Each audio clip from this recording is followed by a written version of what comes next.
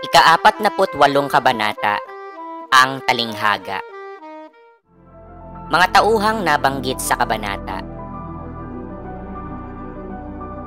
Talasalitaan. Ekskomunikado, itiniwalag o itinakwil sa simbahang katoliko.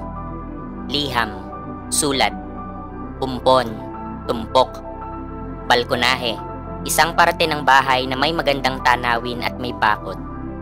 Mabigat ang loob, malungkot, tumindig, tumayo, nagulantang, nagulat, nabigla, gitla.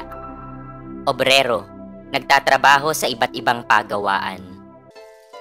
Dumating si Crisostomo sa bahay ni Kapitan Tiago upang dalawin si Maria Clara at ipaalam na hindi na siya ekskomulgado. Ipinagdiwang niya ang balitang tinanggal na ng arsobispo ang kanyang ekskomunikasyon. Ipinabasa niya ang sulat kay Tia Isabel na labis ang tuwa sa binata sapagkat magiliw ito sa kanya. Ayaw ni Tia Isabel na maikasal si Maria Clara kay Linares. Pinatuloy ni Tia Isabel si Crisostomo at tinawag siya. Pumunta si Crisostomo sa balkonahe ng bahay ni Kapitan Tiago at nang makarating siya, nagulat siya sa kanyang nakita. Nakita niyang nakasandig si Maria Clara sa silyon at hawak ang isang abaniko, habang si Linares naman ay nakaluhod sa paanan ni Maria Clara at nagkukumpol ng mga sampagita at rosas. Nagulat si Linares nang makita si Crisostomo habang namutla naman si Maria Clara.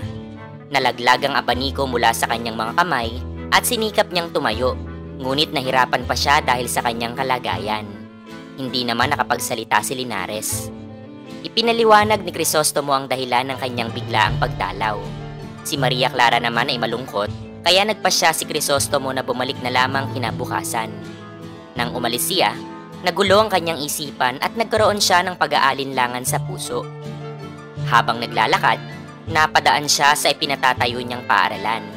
Binati niya si Nolwan at ang iba pang manggagawa.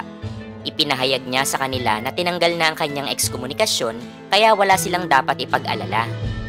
Sinabi naman ni Nolwan, ang tagapamahala, na hindi nila pinapansin ang ekskomulgasyon ni Crisostomo sapagkat silang lahat ay ekskomulgado.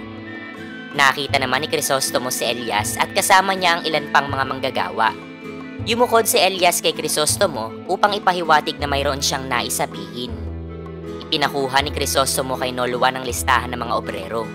Lumapit si Crisostomo kay Elias na kasalukuyang nagkakarga ng mga bato sa kariton. Sinabi ni Elias na nais niyang makausap si Crisostomo ng ilang oras. Iminungkahi ni Elias kay Crisostomo na magbangka sila sa lawa sa bandang hapon upang pag-usapan ang isang mahalagang bagay. Nang makita ni Crisostomo na papalapit na si Nolwan, tumango na lamang siya kay Elias. Tiningnan ni Crisostomo ang listahan at napansin na wala roon ang pangalan ni Elias.